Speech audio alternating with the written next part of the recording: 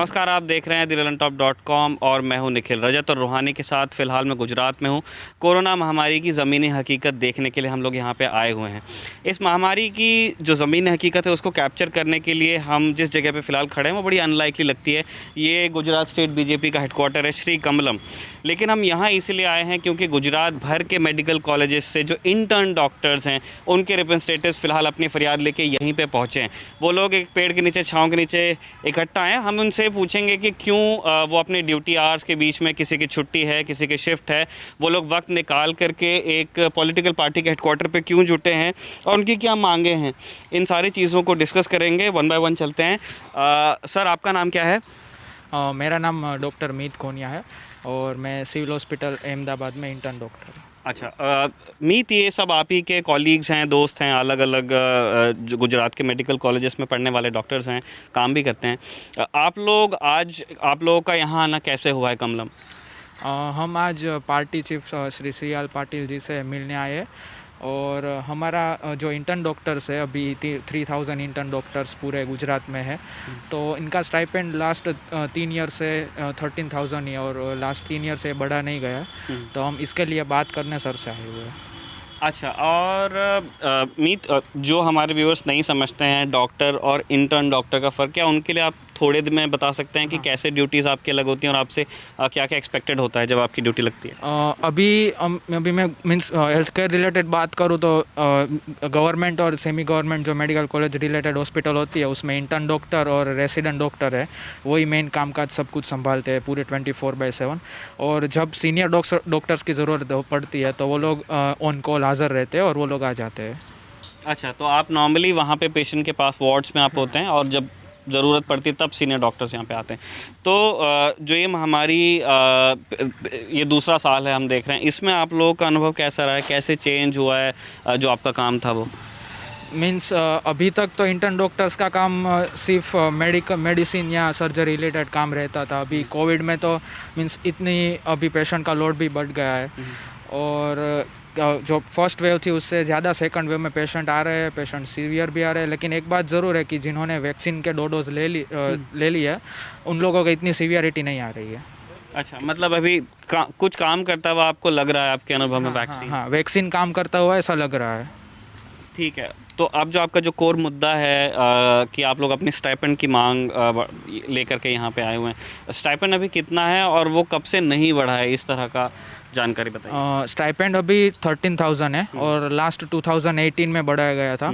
और अभी तक लास्ट 10 ईयर से गुजरात सरकार है वो हर 3 साल पे स्टाइपेंड बढ़ाती थी। लेकिन अभी 3 साल हो गए, 2021 स्टार्ट हो गया और हम लोग सभी इंटर्न डॉक्टर्स 24/7 गवर्नमेंट के साथ खड़े होकर गुजरात की अलग अलग हॉस्पिटल में कार्यरत है। तो हम गवर्नमेंट से ही विनती करना चाहते हैं कि 3 ईयर से जो स्टाइपेंड नहीं बढ़ाया गया उसको भी बढ़ा के कम से कम 30,000 जितना कराया जाए, ताकि जो अन्य मेडिकल को अन्य स्टेट्स है उनके मुताबिक हमारे स्टाइपेंड भी बढ़ जाए। अच्छा, हम बाकी जो रिप्रेजेंटेटिव हैं आपके इंटर्न डॉक्टर्स के, हम उनसे भी बात करेंगे जो गुजरात के अलग हिस्सों से हैं।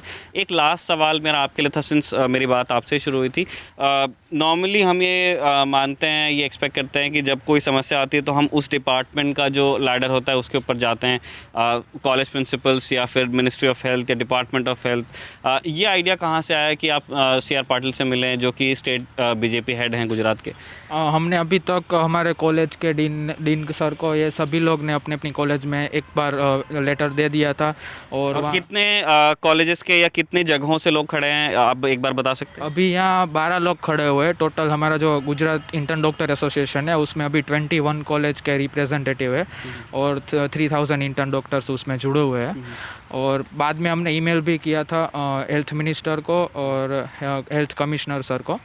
और बाद में हमें पता चला कि सीआर सर हमें इस बात में हेल्प कर सकते हैं, तो हम एक बार उनको विनती करने के लिए आए हुए हैं। अच्छा, और अभी तक जो आपने अपना जो फॉर्मल लैडर होता है इन्फॉर्मेशन पास ऑन करने का, उसमें आपका अनुभव कैसा रहा है? वहाँ से किसी तरह का रिस्पांस आपके पास आया कि हाँ हम सोच रहे हैं बढ़ाएंगे, देखेंगे, इस तरह की कोई बात हुई है? नहीं, अभी तक तो मीन्स इतना कोई रिप्लाई, ईमेल का भी रिप्लाई नहीं आया हुआ है, या फिर जो हमने डीन सर के थ्रू भेजा था लेटर उसका भी कोई रिप्लाई आया हुआ नहीं है। और हमें लगता है कि सी आर पाटिल सर से बात करने के बाद कुछ पॉजिटिव रिस्पॉन्स आएगा। चलिए ठीक है, बेस्ट बेस्ट ऑफ लक। मैं अब आपके बाकी कॉलीग से, अहमदाबाद के बाहर से कौन लोग आए हुए हैं? एक सुरेंद्र नगर से कोई थे। आप मैडम आप हैं? मैम आप कहाँ से, कौन से मेडिकल कॉलेज में हैं? मैं गवर्नमेंट मेडिकल कॉलेज सूरत से हूँ। अच्छा, तो आपका अनुभव भी उसी तरह का है जो मीत बता रहे थे यहाँ पे, या फिर सूरत में थोड़ी हालत अलग है? सूरत में थोड़ा जैसे अहमदाबाद में वैसे ही पेशेंट लोड बहुत ज़्यादा है, मतलब कंपेयर करें तो हमारा ड्यूटी आवर्स भी बढ़ जाता है और 24/7 इंटर्न्स को रहना ही पड़ता है, प्लस वर्कलोड जो नॉर्मली होना चाहिए उससे ज़्यादा हो गया है अभी। अच्छा। क्योंकि रेसिडेंट्स पे भी लोड है, तो रेसिडेंट्स हमसे भी काम करवाएंगे, तो हमसे भी एक्सपेक्ट करेंगे, तो वर्कलोड ज़्यादा है थोड़ा। मैम आप डॉक्टर्स भी हैं और साथ में स्टूडेंट्स भी हैं, तो आप लोगों का जो कोर्स वर्क है वो आप लोग कैसे मैनेज कर रहे हैं जब ये कोविड ड्यूटी आपकी लगती तब? वही अभी इश्यू हो गया है कि पहले हमारा जो इंटर्नशिप 1 ईयर का होता है, तो उसमें कैसा होता है कि हमें हर एक अलग अलग ब्रांच में 19 ब्रांचेस हैं, तो पूरे साल में 19 ब्रांच में फ्यू मंथ्स के लिए काम करने को मिलता है। पर अभी हमारा पूरा 365 डेज़ गिन लो तो ऐसा हो गया है कि पूरा कोविड में जा रहा है, तो जो हर एक स्पेसिफिक ब्रांच की प्रैक्टिकल स्किल सीखने का टाइम होता है वो हम पूरा कोविड में ही दे रहे हैं। तो थोड़ी जो बेसिक 2 चीज़ें होती है रिलेटेड टू मेडिसिन मोस्टली वही सीखने को मिल रही है अभी, तो बाकी सब सैक्रिफाइस हो रहा है। तो क्या आपको इस तरह का कोई एश्योरेंस हॉस्पिटल एडमिनिस्ट्रेशन की तरफ से, मेडिकल कॉलेज एडमिनिस्ट्रेशन की तरफ से मिला है कि अभी आप ये कर लीजिए, आपका कोर्स वर्क बाद में करवाया जाएगा, आपके जितने प्रैक्टिकल्स वगैरह रहते हैं, इस तरह की कोई बात कम्युनिकेट हुई? नहीं, अभी तो फिलहाल हमें इसी के लिए इनकरेज कर रहे हैं कि ये पेंडेमिक सिचुएशन है और doctors they need to help us, तो प्लीज़ कोऑपरेट, ऐसा। बाकी हमारे लिए अलग से तो कुछ नहीं है। अच्छा, यहाँ पे मुझको कोई बता रहे थे कि आप लोगों को हॉस्पिटल्स के अलावा आपको वैन में बैठ के भी जाना पड़ता है, कौन गया है यहाँ पे? आप गए हैं? नहीं, पर मेरे कलीग्स गए हैं। दैट इज़ लाइक कि सूरत में 2 संजीवनी रथ और एक दूसरा रथ है, ये 2 सेवाएं शुरू की है। उसमें क्या होता है कि we have to go like societies में डिवाइड करते हैं, जोन्स में डिवाइड किया है, जोन्स में सोसाइटीज़ डिवाइड की है, तो हर एक इंटर्न डॉक्टर्स होते हैं वो वैन में बैठ के एक डोर टू डोर जाते हैं एंड दे सी कि कोई सिम्टोमेटिक पेशेंट है तो उनका जो रैपिड एंटीजन टेस्ट होता है जो तुरंत कोविड का रिजल्ट देता है वो करना होता है, और अगर वो पॉजिटिव आए तो उनको फिर फर्दर हॉस्पिटल में रिफ़र करते हैं। तो ये उनको door to door service provide करनी होती है, प्लस जो पॉजिटिव आ गए उनका लिस्ट बना के उनको चेक करना होता है कि वो अपनी मेडिकेशंस ले रहे हैं, उनकी कंडीशन क्रिटिकल है कि नहीं है, या फिर क्वारंटाइन है तो आइसोलेशन प्रॉपर ले रहे हैं कि नहीं ले रहे हैं, ये सब। अच्छा, ये और जो लोग इस ड्यूटी पे जाते हैं वो लोग अपना टाइम कैसे मैनेज करते हैं, क्योंकि वो तो उसमें तो ट्रैवलिंग भी शायद। हाँ, उनका तो शेड्यूल हमसे भी हेक्टिक हो जाता है क्योंकि उनको हॉस्पिटल जाना नहीं होता, तो हॉस्पिटल में जो पेशेंट्स के साथ डायरेक्ट कांटेक्ट होता है, जैसे कि आईसीयू है, ऑपरेशन थिएटर में कैसे काम करना है वो उनको इतना एक्सपोजर नहीं होगा। ओपीडी में पेशेंट आए तो कैसे ट्रीट करना है वो उनको एक्सपोजर नहीं होगा, उनको सिर्फ डोर टू डोर जाके ये जो कम्युनिकेशन है वही करना रहता है, तो उनका वो मिस हो रहा है। अच्छा, ये तो पढ़ाई का मतलब नुकसान हो रहा है एक तरह से। और सुरेंद्र नगर से कोई आए हुए थे, जो आप हैं शायद, है ना? कोई किसी ने बताया, आपके साथ एक और भाई साहब थे। सर आपका नाम क्या है? मेरा नाम सावन सोजित्रा है। मैं सुरेंद्र नगर मेडिकल कॉलेज सुरेंद्र नगर से आया हूँ। शिवसा मेडिकल कॉलेज सुरेंद्र नगर, वहाँ पर वो प्राइवेट मेडिकल कॉलेज है। इधर हमारे जो दोस्त हैं वो लोग गवर्नमेंट और जीवंस मेडिकल कॉलेज में से आए हैं। उसका प्रश्न वो ऐसा है कि स्टाइपेंड 13,000 है, और हमारे शिवसा मेडिकल कॉलेज की बात करें तो ऐसा एक ही कॉलेज है पूरा गुजरात में जिसका स्टाइपेंड सबसे लो है। उसका स्टाइपेंड कितना आपको मिल रहा है? हमें स्टाइपेंड 4,500 मिल रहा है पूरे मंथ का, पर मंथ 4,500 स्टाइपेंड मिल रहा है। उसमें से हमें खाने पीने का खर्चा, रहने का खर्चा अलग से करना पड़ता है, और पूरे मंथ का हिसाब लगे तो सिर्फ 2,000 रुपीज़ हमें स्टाइपेंड मिल रहा है। उस स्टाइपेंड में हमें कोविड ड्यूटी करा रहे हैं, नॉन कोविड ड्यूटी करा रहे हैं, 8 to 12 आवर्स की ड्यूटी करा रहे हैं। ऐसे हम आसपास के विलेजेस में भी हमारे स्टूडेंट्स जाते हैं, वहाँ पर भी वो 24/7 काम कर रहे हैं। तो 2,000 रुपीज़ के स्टाइपेंड में, इतने लो स्टाइपेंड में वो हमारे साथ ऐसा कर रहे हैं, इसलिए हमारा आवेदन ऐसा ही है गवर्नमेंट से कि हमारी स्टाइपेंड के बारे में, कुछ प्राइवेट मेडिकल कॉलेज के स्टाइपेंड के बारे में कुछ करना चाहिए, या वरना ऐसा करे कि गवर्नमेंट, जीमर्स और प्राइवेट तीनों के स्टाइपेंड की एक ही कमेटी रखनी चाहिए और एक ही स्टाइपेंड सब जगह कॉमन रखना चाहिए। अच्छा, एक बात बताइए, बहुत सारे व्यूअर्स ऐसे हैं उनको सुन के ऐसा लगता है कि ये अगर मेडिकल कॉलेज जा रहा है, प्राइवेट मेडिकल कॉलेज जा रहा है, तो पता नहीं ये तो 10 और 20 और 30 लाख फीस भरता होगा, तो ये आदमी को स्टाइपेंड की क्या ज़रूरत है? क्या आप व्यूअर्स को ये बताना चाहेंगे कि आपके लिए क्यों इम्पोर्टेंट है स्टाइपेंड मिलना? क्या बैकग्राउंड रहता है जो बच्चे आते हैं और आपकी तरह डॉक्टर्स बनते हैं? सर ऐसा नहीं है, हमारे वहाँ पर ऐसा होता है कि हमारी फ़ी ज़्यादा है, इसका ये नहीं है कि सभी को अफोर्ड नहीं हो रहा है, सब स्कॉलरशिप में लेते हैं। गुजरात गवर्नमेंट ने हमारे एरिया MYSK की स्कॉलरशिप रखी है, जिसमें हमें अगर हमारी कॉलेज की फ़ी 3,75,000 है, उसमें से गवर्नमेंट 2 लाख दे रही है, ऐसा स्टाइपेंड है, स्कॉलरशिप दे रही है। इसलिए काम तो हम भी गवर्नमेंट मेडिकल कॉलेज जितना कर रही है उतना हम कर रहे हैं। हमारे भी वो प्रश्न है कि हमारी भी मेडिकल उसकी अगर वो 13,000 पर मंथ की स्टाइपेंड वो बढ़ा रहे हैं तो हमारी प्राइवेट मेडिकल कॉलेज अगर हम उतना ही काम कर रहे हैं तो हमारी भी उतनी स्टाइपेंड होनी चाहिए। अच्छा, ये आप लोग चाहते हैं। और जैसे ज़्यादातर ये सूरत बड़ा शहर है, अहमदाबाद बड़ा शहर है, सुरेंद्र नगर एक थोड़ा कम से कम ये जो मेन ब्लॉक हैं आपके जो बड़े शहर हैं गुजरात के उससे अलग है। वहाँ पे महामारी का फ़िलहाल क्या हाल है? कितने केसेस आप ऑन एन एवरेज देखते हैं और क्या विस्तार लगता है आपको बीमारी का वहाँ पे? सर हमारी कॉलेज में अराउंड 250 बेड्स है, उसमें गवर्नमेंट प्राइवेट सबको मिला के 250 बेड्स है, तो वो भी फुल हो गई थी। और वहाँ पर हमारी एक गवर्नमेंट हॉस्पिटल है, गांधी हॉस्पिटल, वो भी उसमें भी 200 to 250 बेड्स है, वो भी फुल हो चुके हैं। मतलब कंडीशन वहाँ पर भी ऐसी ड्रास्टिकली है कि वहाँ पर भी सेम कंडीशन है कि पब्लिक सफ़र कर रही है और उसके लिए इंटर्न्स रात दिन काम कर रही है, तो उसका प्रॉब्लम को जो लोग नहीं भर्ती हो पाते हैं उन 250 बेड्स में जो आप बता रहे हैं फुल हैं, वो लोग फिर कहाँ जाते हैं? आसपास के विलेजेस में CHC और कोविड केयर सेंटर्स होते हैं, वहाँ पर 40 और 50 बेड्स की कैपेसिटी होती है। वहाँ पर भी हमारे इंटर्न्स जाते हैं और वहाँ पर भी वो काम करते हैं। वहाँ पर जो लोग डिस्ट्रिक्ट हॉस्पिटल में नहीं आ सकते हैं, वो कोविड केयर सेंटर विलेजेस में हम वहाँ पर भर्ती कर देते हैं उसको। और वो उनकी सेवा शुश्रूषा वैसे हो जाती है जैसे हॉस्पिटल में होती है? वहाँ पर ऑक्सीजन सप्लाई और वो कुछ ज़्यादा नहीं होता। और वहाँ पर कुछ कंडीशन अगर पेशेंट की कुछ ज़्यादा चेंज हो जाए तो उसको हम डिस्ट्रिक्ट हॉस्पिटल में रेफ़र कर देते हैं, वरना जो पेशेंट सिर्फ मेडिसिन वो उससे ठीक हो जाते हैं, वहाँ पर वो सब रहते हैं। अच्छा, ऑक्सीजन वहाँ पे नहीं रहता है? ऑक्सीजन सप्लाई वो लिमिटेड होता है, मीन्स हाई फ्लो ऑक्सीजन का सप्लाई जो वेंटिलेटर सिस्टम होती है वहाँ पर वो अवेलेबल नहीं होती है, इसलिए उसको हम डिस्ट्रिक्ट हॉस्पिटल में रेफ़र कर देते हैं। अच्छा, तो ये एक दिक्कत है। और कोई मतलब जो आपके फ्रेंड्स यहाँ बता चुके हैं उनके अलावा कोई और स्पेसिफिक इशू आप लोग फ्लैग करने की स्थिति में है, जो चीज़ अभी तक नहीं आई हो, ऐसी कोई बात आप लोग शेयर करना चाहते हैं? सर आपका नाम क्या है? मेरा नाम डॉक्टर ऋत्विक कानानी है। मैं GMARS मेडिकल कॉलेज 16 से हूँ, अहमदाबाद से। हमारा एक इशू था कि अभी एक सिचुएशन इतनी ख़राब है कि अभी पेशेंट्स को भी समझना पड़ेगा और डॉक्टर्स को भी समझना पड़ेगा। एक सिक्योरिटी का इशू हमेशा रहता है, क्योंकि अगर हम भी समझ सकते हैं कि किसी भी लव्ड वन की कोई भी डेथ या ऐसा कुछ होता है या पेशेंट क्रिटिकल होता है तो सबको गुस्सा तो आता है, लेकिन सब लोग डॉक्टर्स और सब लोग इतना हार्ड ट्राई कर रहे हैं, हम लोग 24/7 ड्यूटी कर रहे हैं, हमारे पास घर पे फ़ोन करने का टाइम नहीं होता, सब लोग ड्यूटी कर रहे हैं। उसमें भी कभी कभी ऐसा इशू हो जाता है कि मेडिसिन की उसके कारण या पेशेंट क्रिटिकल होता है उसके कारण कुछ डेथ हो जाती है। और लेकिन तब क्या होता है कि पेशेंट हाइपर हो जाते हैं और वो लोग गवर्नमेंट प्रॉपर्टी होते हैं उसको डिस्ट्रॉय करने की ट्राई करते हैं। उसमें क्या होगा कि जो दूसरे पेशेंट वहाँ पे शिफ्टेड हैं और उनके रिलेटिव्स और वो सब है, उन सबको भी एक्सपेक्टेशन होती है, उन सब के रिसोर्सेज होते हैं वो कम होने लगते हैं, तो फिर उन सबको और ज़्यादा क्रिटिकल कंडीशंस का सामना करना पड़ता है। और जो लोग वैसे ही फ्रस्ट्रेटेड हैं, लोग इतना दिन रात काम कर रहे हैं और उनके सामने अगर ऐसा बैकफायर हो तो उनको भी काम करने में इतना अच्छा नहीं लगता, तो फिर ये एक इशू रहता है सिक्योरिटी का, तो फिर ये इशू भी हमारे में एक कंसर्न। अच्छा, एक चीज़ जैसे हम काफ़ी देर से काफ़ी कैंडिडली आप लोगों के सारे इश्यूज़ के बारे में बात करते हुए आ रहे हैं, ये हम हर स्टेट के बारे में सुन रहे हैं और हर हॉस्पिटल के बारे में सुन रहे हैं कि जो नंबर ऑफ़ डेथ्स हैं वो और जो नंबर ऑफ़ डेथ्स रिपोर्ट होते हैं वो, उसमें ज़मीन और आसमान का फ़र्क है। आप लोगों का ऑन जॉब एक्सपीरियंस क्या है? क्या आपको क्या प्रोबेबिलिटी लगती है कि क्या ऐसा हो रहा है? थोड़ा बहुत चेंजेस तो शायद होता होगा, क्योंकि अगर हम देखें हमारी गवर्नमेंट और हमारी जो सिविल हॉस्पिटल है वहाँ पे ऑन एन एवरेज 24 आवर्स में अराउंड 15 to 17 डेथ के आसपास हम एवरेज निकाल सकते हैं, क्योंकि हमारी हॉस्पिटल है वहाँ पे अराउंड 438 बेड्स हैं और अभी और 200 बेड्स ऐड करने जा रहे हैं ये लोग।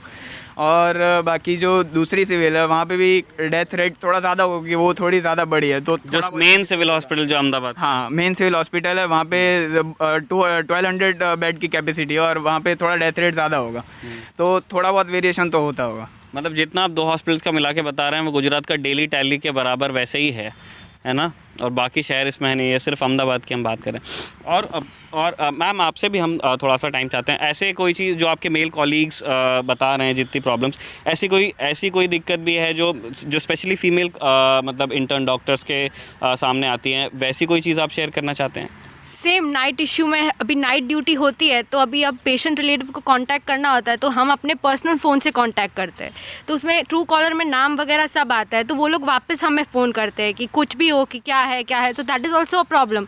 कि अभी हॉस्पिटल में हमने भी बात की थी कि हॉस्पिटल में आप एक हॉस्पिटल का फ़ोन रखो कि जिससे हम कॉन्टैक्ट कर सकें, ताकि हमारी पर्सनल ना आ सके। फिर पेशेंट रिलेटिव सेम चीज़ कि कभी भी अब्यूजिव लैंग्वेज एंड एवरीथिंग वो सबके साथ कॉमन ही रहता है, कोई भी रिलेटिव्स हो, फीमेल हो, मेल हो, कोई भी हो, सब पेशेंट के relatives always they come in aggressive mode only, so that is a problem. फिर नाइट ड्यूटी में भी हम लोग भी इक्वली वर्क करते हैं, बट कुछ प्रोटेक्शन का अभी जो हमारी हॉस्पिटल में इशू हुआ था उसमें 2 फीमेल इंटर्न्स थी और 1 मेल इंटर्न्स थे जब ये इंसिडेंट हुआ था असॉल्ट वाला। क्या हुआ था? पेशेंट वॉज क्रिटिकल, सो हम लोग कॉल कर रहे थे पेशेंट के रिलेटिव्स को, रिलेटिव का फ़ोन स्विच ऑफ आ रहा था, तो वो उनको कांटेक्ट नहीं कर पा रहे थे। तो after half an hour patients relative आए, तब तक the patient had died, so they were like कि आपने हमें इन्फॉर्म नहीं किया और बिना इन्फॉर्म किए आपने हमारे पेशेंट को मार डाला। And then they started abusing and they took मतलब they started hitting and everything, so this interns and all we had to run, and हम लोग जाके एक रूम में बंद हो गए and we had to lock ourselves, and this happened like almost half an hour या 45 minutes तक ये इंसिडेंस चला होगा। फिर उसके बाद after 1 hour the police came and then hospital staff came, and उसके बाद तब तक और पुलिस स्टेशन कितना दूर है आपके हॉस्पिटल से? 5 minutes across walking distance, it is walking distance only। दिखता है आपके हॉस्पिटल से शायद पुलिस स्टेशन? दिखता है। पर और फ़ोन कब किया क्या था पुलिस को? फ़ोन इमीडिएटली जब ये इंसिडेंस हुआ तभी फ़ोन किया था, बट आफ्टर आई थिंक 2 घंटे के बाद पुलिस आई थी। ये हुआ उसके बाद उन्होंने हमारे कलीग्स को फ़ोन किया, तो हम जो हॉस्टल में बॉयज़ वगैरह रहते हैं वो लोग सब आ गए। वो आए तो हाफ एन आवर तक वो उन लोगों ने ये सब मैनेज किया। उसके 45 मिनट्स बाद पुलिस आई, तो ऑन एन एवरेज 1.5 आवर के बाद ही पुलिस आई थी आफ्टर कॉल करने के बाद। ये सारे इंसिडेंट्स जब आप मतलब आपके घर में पता चलते हैं, अखबार में छपता है, फैमिली को मालूम चलता है, वो लोग फिर कैसे रिएक्ट करते फैमिली में से यही बोलते हैं कि कुछ करने की ज़रूरत नहीं है, ड्यूटी आप वापस आ जाओ घर पे। Like it is a risk, हमारी लाइफ भी, एक तो कोविड ड्यूटी कर रहे हैं तो उसमें भी उन लोगों को होता है कि आप ध्यान रखना, मतलब हर रोज़ हम पेशेंट के कांटेक्ट में आते हैं तो टेक प्रिकॉशंस कि आपको कोविड ना हो जाए। उसके ऊपर से भी ऐसा होता है, एंड उसमें भी 12 आवर्स ड्यूटी करके हम भी थक जाते हैं, बिकॉज अभी लॉकडाउन मतलब रात को 7 बजे के बाद भी बंद हो जाता है, तो हमें फूड इश्यूज़ भी होते हैं। सब खाने का हॉस्टल में रहते हैं तो हॉस्टल में फूड, अहमदाबाद में 8 बजे लॉकडाउन हो रहा है, ये कल हमारे साथ भी दिक्कत आई थी। तो ये सब इश्यूज़ भी होते हैं, उसमें से भी ऐसा सब होता है, तो it is a lot to take in a day, मतलब it is very tiring also. और घर में से तो ना ही बोल दिया था कि अभी नहीं करना है काम, क्योंकि ऐसे कोई मार ले, बिकॉज वो तो रूम लॉक हो गया था, अगर खुल गया होता तो किसी को इंजरी भी हो सकती थी तब। तो आप फिर कैसे समझाते हैं अपने घर वालों को?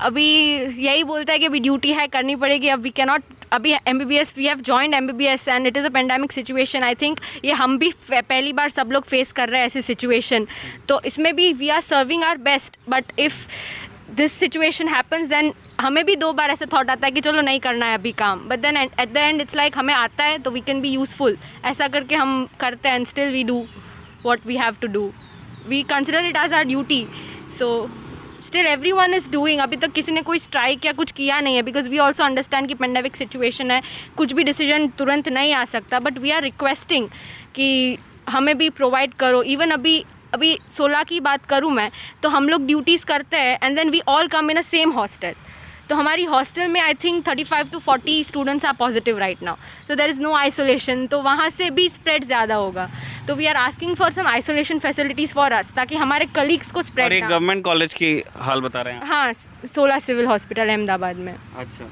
सो वी आर आस्किंग कि हमें आइसोलेशन दो आप, ताकि हमारे कलीग्स को स्प्रेड ना हो। अभी एक कॉमन वॉशरूम है, कॉमन मेस है, तो इट्स लाइक अगर हमारा कलीग कोविड ड्यूटी से आया हो तो obviously we all will be together only, because we don't have any special facilities की पर्सनल वॉशरूम है रूम में और एनीथिंग, तो उसके लिए भी वी आर रिक्वेस्टिंग कि हो सके तो provide us some isolation so that positivity spread ना हो, बिकॉज अभी हॉस्टल में ही चेन स्टार्ट हो गया है पॉजिटिव होने का। Almost 35 to 40 students are positive. और ये बात आप लोग कम्युनिकेट कर चुके हैं हायर अप, आपके प्रिंसिपल और आपके बाकी जो? यस, डीन सर, सुपरिटेंडेंट से भी बात कर चुका है, इवन कलेक्टर से भी हम लोग बात कर चुके हैं। क्या बोले? उन्होंने बोला we'll talk with your superintendent and हम बताएंगे आपको। और ये कब से बता रहे हैं वो? कल हमारी अच्छा, कलेक्टर ये से कल कल ही बात हुई है। ठीक है, आप लोगों की एक मीटिंग है आई गेस। अब आप लोगों को मतलब अगर आप और कुछ ऐड करना चाहती हैं आप ऐड कर सकती हैं। ठीक है, तो ये सारे जितने भी इंटर्न डॉक्टर्स हैं जिनसे हमने अभी बात की है, ये अब से कुछ ही देर बाद गुजरात बीजेपी के जो प्रेसिडेंट हैं CR पाटिल, उनसे मिलने जा रहे हैं। इन लोगों की उम्मीद है कि जो अब तक के इनकी अथॉरिटीज़ और मिनिस्ट्री ऑफ हेल्थ में जो गुजरात के लोग थे उन लोगों ने नहीं सुनी है, हो सकता है CR पाटिल अपने दखल से वहाँ कुछ करवा दें। CR पाटिल का एक परिचय कोविड महामारी के संदर्भ में ये भी है कि ये कुछ दिन पहले, अब से 20 तारीख आज है, आज से 7 दिन पहले सूरत में रेमडेसिविर के इंजेक्शंस फ्री में बांटते हुए नजर आए थे, जो कि बहुत विवाद हुआ था, जिसके बाद में। रजत और रूहानी के साथ अहमदाबाद से मैं हूं निखिल। देखते रहिए द ललन टॉप।